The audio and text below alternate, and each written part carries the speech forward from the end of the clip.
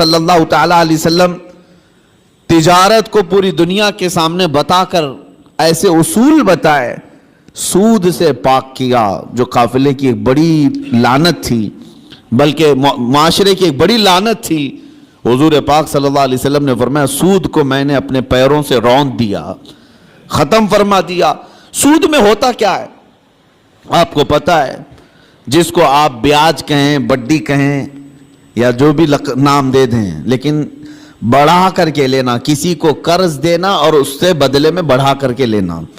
100 روپیہ قرض دیا، 110 روپے لیا، 120 روپے لیا، بلکہ 101 روپے بھی لیا، تو یہ سود ہو گیا۔ جس کو قرض دیا اور بدلے میں بڑھا کر کے لیا، صرف پیسے میں نہیں، کسی بھی چیز میں وہ بڑھا کر کے لینا، یہ سود کہلاتا ہے۔ اور یہ اسلام میں بہت عظیم گناہ اس کو بیان کیا گیا۔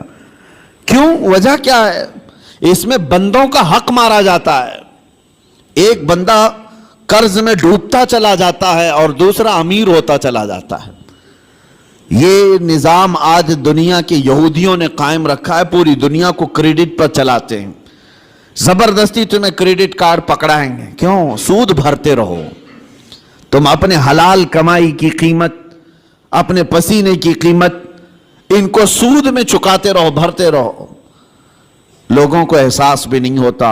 یہ دنیا اس عظیم لعنت میں تمہیں لے کر کے جا رہی ہے۔ میرے آقا صلی اللہ تعالیٰ علیہ وسلم نے ارشاد فرمایا جس نے سود کا ایک لقمہ کھایا اس کا گناہ اتنا بڑا ہے کہ جیسے کہ اس نے خانہ کعبہ کے سامنے اپنی ماں سے زنا کیا، اتنا بڑا اس کا گناہ ہے۔ بلکہ ایک حدیث میں 73 درجے گناہ کے ہیں، سود کھانے والے کے گناہ 73 درجے کے ہیں، 73۔ اس میں سے پہلا درجہ یہ ہے کہ وہ ماں کے ساتھ بدکاری کیا ہو۔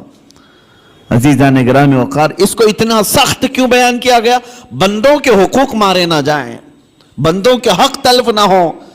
امانت کے ساتھ جو معاملات ہوتے تھے، آپ دیکھیں وہی چیز آج ہمارے معاشرے سے ختم ہونے لگ گئی ہے۔ آج تمہیں لون لینے کی ضرورت کیوں پیش آنے لگی؟ آج قرض جہاں پر بھی جائیں گے تمہیں بیاج کے ساتھ لینے کی ضرورت کیوں پیش آ رہی؟ اس کی وجہ یہی ہے کہ آپس میں اعتماد اور بھروسہ ختم ہو گیا۔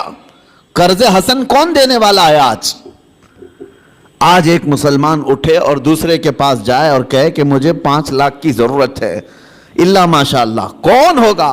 قریب سے قریب ترین دوست بھی منہ پھیر لیتا ہے۔ اس کی وجہ صرف ایک طرفہ نہیں ہے، 2 طرفہ ہے۔ قرض لینے والا اور قرض دینے والا دونوں کے درمیان اعتماد کا رشتہ نہیں ہے۔ کچھ لوگ قرض لیتے ہیں لیکن وہ دینا نہیں چاہتے، یہ بھی بندوں کے حقوق کی پامالی ہے۔ ان کو کیوں دیا جائے قرض؟ لوگ ڈرتے اسی لیے کہ 5 لاکھ دوں کہ 1 لاکھ دوں، یہ تو دینے کا نام ہی نہیں لیتا۔ اور کچھ لوگوں کی لت پڑ جاتی عادت، اس سے بھی مانگا اس سے بھی مانگا اور قرض میں ڈوبتے چلے گئے، وہ ایسے بھکاری بن جاتے ہیں کہ ان کے لیے دروازے بند ہو جاتے ہیں۔ حدیث پاک سنو، رسول کریم صلی اللہ علیہ وسلم ارشاد فرماتے ہیں جس نے قرض لیتے وقت یہ سوچا کہ دیکھا جائے گا ادا کرنے کی اس کی نیت نہیں تھی، حضور صلی اللہ تعالیٰ علیہ وسلم فرماتے ہیں اس پر اللہ تعالیٰ زمین کو اور تنگ کر دیتا ہے، اس کے لیے دروازے تنگ ہو جاتے ہیں۔ اور فرماتے ہیں کہ جس نے قرض لیا اور دینے کی نیت تھی اور یہ سوچا کہ میری ناک زمین پر رگڑ جائے لیکن میں اس کا حق دوں گا، حضور فرماتے ہیں اللہ اس کے لیے روز دروازہ کھولتا ہے، اس کے لیے اسباب پیدا کرتا ہے۔ یہاں لینے والے کی دل میں خیال ہی نہیں رہ گیا کہ سامنے والے سے میں نے رقم لیا ہے، بے چینی شروع ہو جانی چاہیے، ہمیں بے قراری شروع ہو جانی چاہیے۔ کسی کا قرض لیا ہے تو نیند اڑ جائے کہ نہیں میرے بھائی کا قرض ہے مجھے واپس دینا ہے۔ لیکن یہاں معاملات ایسے نہیں رہ گئے، جس کی وجہ سے آج دنیا نے تمہیں سود کا عادی بنا دیا۔ اب کون دیتا ہے قرض حسن؟ قرض حسن کا مطلب کیا ہے؟ 1 لاکھ روپے میں آپ کو دیا اور بدلے میں آپ نے بھی 1 ہی لاکھ روپے لوٹایا، یہ قرض حسن اچھا قرض ہے۔ پہلے یہ ہوا کرتا تھا آپس میں مومنوں کے درمیان قرض، لیکن جب لوگوں کے معاملات خراب ہو گئے تو کون دینا چاہتا ہے اور لینے والا بھی آج کل لوٹانا نہیں چاہتا، تو یہ معاملات ختم ہونے لگ گئے۔ اور اس کی وجہ کیا بنی؟ جب اعتماد کا رشتہ ٹوٹ گیا تو تم سود کے کاروبار میں پڑ گئے. اب تمہارے پاس کوئی راستہ نہیں رہ گیا. جاؤ بینکوں سے لون لو یا غیر مسلموں سے بھاری سود میں قرض اٹھاؤ اور اپنے کام کرتے رہو. یہ سب کی نوبت صرف اسی وجہ سے آئی کہ آپس کے رشتے خراب ہیں, یہ معاملات خراب ہیں, ایک دوسرے کے ساتھ محبت کا رشتہ نہیں ہے. عزیزان گرامی وقار, یہ کام صرف ہم نے اپنے ہاتھوں تباہ کیا ہے, اپنے ہاتھوں برباد کیا ہے. آپ کو اندازہ ہو, ایک صحابی حضور صلی اللہ تعالیٰ علیہ وسلم کے پیچھے نماز پڑھتے تھے اور صبح فجر کی نماز میں بہت جلدی بھاگ کر چلے جاتے تھے, سلام پھیرتے ہی نکل جاتے. ایک دن ان کو صحابہ اکرام نے روک لیا کہ آپ حضور کے پیچھے نماز پڑھتے ہیں اور رکتے نہیں ہیں. اللہ کے رسول صلی اللہ تعالیٰ علیہ وسلم سے ان کی شکایت بھی کی. حضور صلی اللہ علیہ وسلم نے ان سے پوچھا, کیا بات ہے فجر کی نماز میں اتنی جلدی بھاگ جاتے ہو؟ اس صحابی نے جواب میں کیا عرض کیا, کہا یا رسول اللہ صلی اللہ علیہ وسلم, میرا گھر اور ایک یہودی کا گھر دونوں متصل ہے, لگے ہوئے ہیں, اور اس یہودی کے گھر کے آنگن میں ایک کھجور کا درخت ہے جس کی شاخیں میرے گھر کے آنگن میں بھی آتی ہیں, اور صبح صبح پکی کھجوریں میرے آنگن میں گر جاتی ہیں. میں اس لیے بھاگ کر جاتا ہوں کہیں میرے بچے جلدی اٹھ کر کے وہ کوئی کھجور کھا نہ لیں. میں وہ کھجوریں جمع کرتا ہوں اور اپنے پڑوسی کو اس کی امانت لوٹا دیتا ہوں. روز میرا یہ کام ہے. مجھے ڈر لگا رہتا ہے کہ کہیں میرے بچے وہ ناجائز کھجوریں نہ کھا لیں, پڑوسی کی کھجوریں جو ہمارے آنگن میں گری ہیں. یہ صحابہ کے اخلاق تھے. وہ یہودی تھا پڑوسی, اس کی ایک کھجور کھانا بھی انہیں گوارا نہیں تھا. کیا ہم نے بچوں کی یہ تربیت کی ہے؟ دوسرے کا مال نہیں اٹھانا چاہیے. یہاں تو بازار میں جا کر بھاؤ تاؤ پوچھتے ہوئے نہ جانے کتنے انگور کھا جاتے ہیں لوگ. پھل پوچھتے پوچھتے کتنے تو چیک کرنے میں کھا جاتے ہیں, جبکہ یہ بھی جائز نہیں, بغیر اس کی اجازت کے, بغیر اس کی اجازت کے تمہارے لیے جائز نہیں ہے. اس صحابی کی یہ بات سن کر نبی پاک صلی اللہ تعالیٰ علیہ وسلم نے ارشاد فرمایا, کوئی ہے ہم میں سے, میرے صحابہ میں سے, جو اس یہودی کا درخت خرید کر کے میرے اس صحابی کو دے دے تاکہ یہ سکون سے نماز پڑھ سکے. سوچو میرے عزیز ہو, اس وقت رسول پاک صلی اللہ تعالیٰ علیہ وسلم نے جب یہ ارشاد فرمایا تو صحابہ نے کہا کہ یا رسول اللہ, ہم اس یہودی کو بلاتے ہیں, کیا وہ بیچنے کو راضی ہے؟ اس پڑوسی کو بلائے جس کی کھجوریں یہ روز امانت کے ساتھ جمع کر کے اس کو دیتے تھے. وہ آیا, حضور صلی اللہ علیہ وسلم نے پہلے اس سے کہا کہ تو اپنا درخت میرے اس صحابی کو دے دے. کہا کہ ایسے تو نہیں دے سکتا. کہا بدلے میں تو جنت کی کھجوروں کے درخت لے لے. اس نے کہا مجھے اس چیز پر یقین نہیں ہے, اگر بیچنا ہے تو میں قیمت میں بیچوں گا. جب حضور نے یہ جنت کی بات کی تو صحابہ جو بیٹھے تھے اس میں سے ایک صحابی حضرت ابو الدحداء وہ کھڑے ہوئے. کہا یا رسول اللہ صلی اللہ علیہ وسلم, اس ایک درخت کے بارے میں آپ نے فرمایا ہے کہ جنت کے درخت ملیں گے, کیا یہ میں اگر خرید لوں تو مجھے بھی ملیں گے؟ میں اگر خرید کر کے اس صحابی کو دے دوں؟ حضور صلی اللہ تعالیٰ علیہ وسلم نے ابو الدحداء سے کہا, اگر تم خرید کر کے دیتے ہو تو اللہ تجھے بھی بہترین باغیچہ عطا کرے گا. وہ حضرت ابو الدحداء اس یہودی کا ہاتھ پکڑ کر کے باہر لاتے ہیں, چلو ہم ڈیل کرتے ہیں, ایک درخت میرے بھائی کو تجھے دینا ہے, بدلے میں بتا کیا لینا چاہتا ہے, کیا لینا چاہتا ہے. وہ مانتا نہیں تھا. حضرت ابو الدحداء کون صحابی ہیں میں آپ کو بتا دوں, اوالی مدینہ, مدینہ کا ایک علاقہ جہاں آج بھی اوالی اس کو کہتے ہیں, مسجد قباء کے قریب, وہاں کے کھجوریں دنیا کی سب سے بہترین کھجوریں مانی جاتی ہیں. اوالی مدینہ دنیا کی سب سے بہترین کھجوریں, مدینے میں بھی اوالی مدینہ کی کھجوریں سب سے اعلیٰ. اور اوالی مدینہ میں سب سے حسین و جمیل کسی کا باغیچہ تھا تو حضرت ابو الدحداء کا تھا. بہترین گھر بھی تھا اس باغیچے کے اندر, اور بہترین خوبصورت باغیچہ جس میں نہر بھی تھی. حضرت ابو الدحداء نے کہا کہ اس یہودی سے, تو مجھے جانتا ہے؟ کہا کہ تجھے مدینے کا کون آدمی نہیں جانتا, تو ابو الدحداء ہے, باغیچے کے نام سے ہی لوگ جانتے ہیں, حسین و جمیل باغیچہ ہے. حضرت ابو الدحداء نے کہا کیا تو اس بات پر راضی ہے کہ میں وہ پورا باغیچہ اس ایک درخت کے حوالے دیتا ہوں چاہتا ہوں, یہ ایک درخت تو دے دے میرے اس بھائی کو, میں باغیچہ پورا دے دوں. اس یہودی نے کہا کیا مذاق ہے یہ، کیسا مذاق ہے؟ اس نے کہا رسول اللہ کی بات پر میں کبھی مذاق نہیں کرتا، اور نہ ہی مسلمانوں کو یہ زیب دیتا ہے، میں معاملات کر رہا ہوں تیرے ساتھ۔ اس یہودی نے کہا کوئی بات نہیں، درخت میں دینے کو تیار ہوں۔ ابو دہدہ نے وہیں پر جو کچھ لکھنا پڑھنا تھا سب کر لیا، بیچ دیا، نہ کوئی قیمت لینی تھی اس سے، کچھ نہیں۔ ایک درخت جو یہودی کے آنگن میں تھا بس وہی خریدنا تھا، وہ بھی اکھاڑ کر کے نہیں، وہ درخت تو وہیں رہے گا نا، لیکن ملکیت اس مسلمان کی ہوگی، صحابی کی۔ اس بات پر طے ہوا، باغیچہ بیچ دیا گیا۔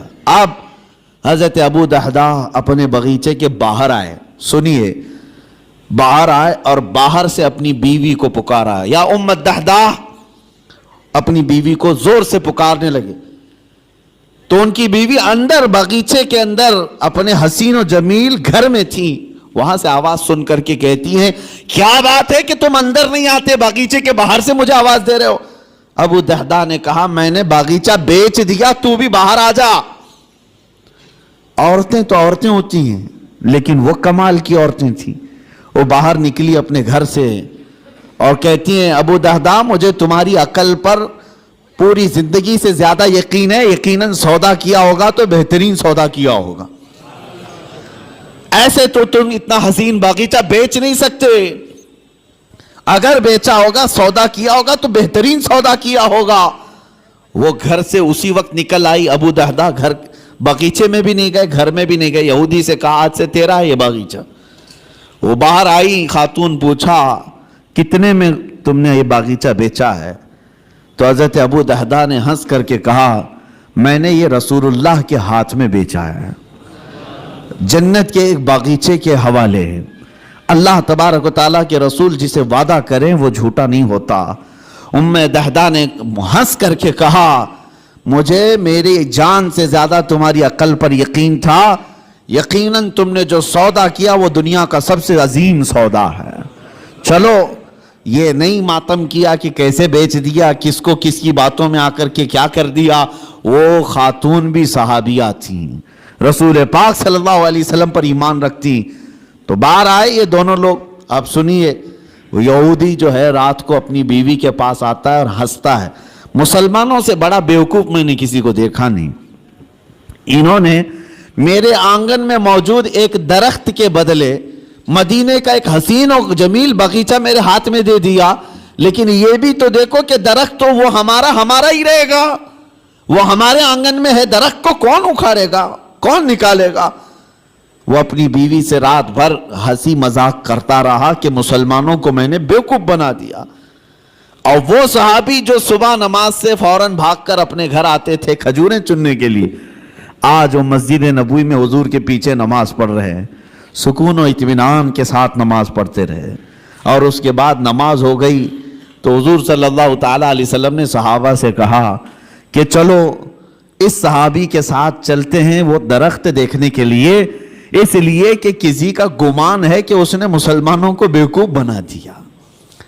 حضور پاک صلی اللہ تعالیٰ علیہ وسلم صحابہ کے ساتھ آئے اور اس صحابی کے گھر کے پاس جو یہودی کے آنگن میں درخت تھا، صحابہ فرماتے ہیں جب ہم قریب پہنچ کر کے دیکھے تو وہ درخت خود اکھڑ کر کے اس صحابی کے آنگن میں آ چکا تھا، خود ان کے آنگن میں وہ درخت موجود تھا۔ عزیزان گرامی وقار، یہ لمبی حدیث ہے، اس میں مجھے جو عرض کرنا تھا وہ یہی تھا کہ اس صحابی کے عمل کو دیکھو کہ وہ ایک مشت کھجوریں بھی اپنے بچوں کو ناجائز طریقے سے نہیں کھانے نہیں دینا چاہتے۔ ہمارے معاملات جب خراب ہو گیا تو لوگوں کا اعتماد اور بھروسہ بھی نکلنے لگ گیا۔ یہاں لوٹ کھسوٹ ایسی کچھ چیزوں کی میں نشاندہی کرتا ہوں کہ اللہ کا عذاب کس قوم پر آیا تھا، ایک بہت بڑی قوم، حضرت شعیب علیہ السلام کی قوم۔ ان کے بارے میں قرآن میں ہے وَيَا قَوْمِ أَوْفُوا الْمِكْيَالَ وَالْمِيزَانَ بِالْقِسْطِ وَلَا تَبْخَسُوا النَّاسَ أَشْيَاءَهُمْ۔ حضرت شعیب علیہ السلام اپنی قوم کو بار بار ڈراتے تھے کہ ماپ تول میں کمی مت کرنا، ناپ تول میں کمی مت کرنا، برابر انصاف کے ساتھ لوگوں کو غلہ دیا کرو۔ وہ لوگ کیا کرتے تھے جس کو ڈنڈی مارنا کہتے ہیں، یعنی کلو کے کانٹے میں جو ہے فرق کر دینا، اور کہیں سے کچھ نہ کچھ سیٹنگ کر کے مال تھوڑا سا سامنے والے کو کم جائے۔ اس گناہ میں مبتلا تھی وہ قوم، اور اس کو اللہ کے نبی حضرت شعیب علیہ السلام اس قوم کو ڈراتے رہے، یہ زمین میں فساد ہے، اس چیز سے باز آؤ، وہ باز نہیں آتے تھے۔ جانتے ہو ناپ تول میں کمی کرنے کی وجہ سے اللہ کا بھیانک عذاب ان پر آیا، بہت سخت ترین عذاب آیا۔ قوم شعیب ہمیشہ کے لیے ہلاک کر دی گئی، اس کو قوم سمود بھی کہتے ہیں۔ حضرت شعیب علیہ السلام کی قوم پوری ہلاک و برباد ہو گئی، ناپ تول میں کمی کرتی تھی۔ آج ہو سکتا ہے کہ ترقی یافتہ دور میں ناپنے کی چیزیں بدل گئی ہوں، لیکن اگر اس میں بھی کوئی خیانت کرتا ہے ذرا برابر بھی، وہ اللہ کے عذاب میں گرفتار ہوگا، اس کی برکتیں ختم کر دی جائیں گی، اس کے چہرے کی رونق ختم کر دی جائے گی۔ اس لیے میرے عزیزو ان معاملات میں پابند ہو جاؤ اور دیکھنا کہ ہمارے معاملات بالکل صحیح ہو جائیں گے۔ غیر مسلموں کے حالات تو آج ایسے کہ وہ لوگ اس چیز پر سختی کرتے ہیں، ان کی مارکیٹ میں سب ایک دوسرے کے تعاون کرنے والے ہیں، اور مومنوں میں ایک دوسرے کا تعاون کرنے والا نہیں۔ مارکیٹ میں اگر 4 دکانیں تمہاری ہیں، تمہاری تجارت زیادہ ہونے لگ گئی تو بغل والے کو حسد ہونے لگ گیا، سوچتے کہ میرا بھائی تو ہے، نہیں، حسد ہونے لگ گیا، اور تیسرا اس سے زیادہ جلنے لگ گیا۔ آپس میں اس بات کو لے کر کے سب جلن کے شکار ہیں، اور پھر اس کے بعد ہوتا یہ ہے کہ ذرا برابر کچھ کمی ہوئی تو دوڑے دوڑے بابا کے پاس جاتے ہیں، پڑوسی نے کچھ کرایا ہے، میری دکان میں کچھ ہوتا نہیں۔ تم آپس میں ایک دوسرے کو کیا کرایا اسی میں لگے رہے ہو۔ بلکہ ہم کچھ بازاروں میں گئے ہیں، دیکھا ہے، اور کسی کی دکان پر، غیر مسلم کی بات کر رہا ہوں، کوئی سامان نہیں مل رہا ہے تو وہ سامان نہیں مل رہا ہے تو یہ نہیں کہتا کہ چلے جاؤ دوسری جگہ، بلکہ وہ وہیں کھڑا ہو کر کے اپنے کسی بھائی کا ریفرنس دیتا ہے، کہتا ہے فلاں جگہ یہ ملے گا، یہاں جا اور میرا نام لے کر کے کہو۔ وہ آپس میں تعاون ہے ایک دوسرے کا۔ مومنوں، آپ سب لوگ ایک دوسرے کے تعاون میں جب تک نہ آئیں تو رحمت خداوندی سے محروم رہو گے۔ اللہ تبارک و تعالیٰ کا عذاب آئے گا معاملات میں خراب ہونے سے۔ اسی لیے سود کو حرام اسی لیے کیا گیا تھا کہ دوسروں کے حق نہ مارے جائیں، دوسرا کوئی غریب سے غریب تر ہوتا جائے اور تم امیر سے امیر تر ہوتے جاؤ، یہ جائز نہیں اسلام میں۔ یہاں تک کہ غلہ جمع کر کے رکھنا اور وقت آنے کا انتظار کرنا، یہ بھی حرام ہے، حرام ہے۔ چاول کو ذخیرہ کر لیا، احتکار اس کو کہتے ہیں، اس کو جمع کر کے رکھ لیا اور سوچتا رہا کہ مارکیٹ میں چاول جب کم ہوگا تو میں اپنا غلہ باہر نکالوں گا، اور اس وقت جو 100 روپے کلو کا چاول ہوگا میں 500 روپے کا بیچوں گا۔ یہ احتکار سخت ترین حرام ہے۔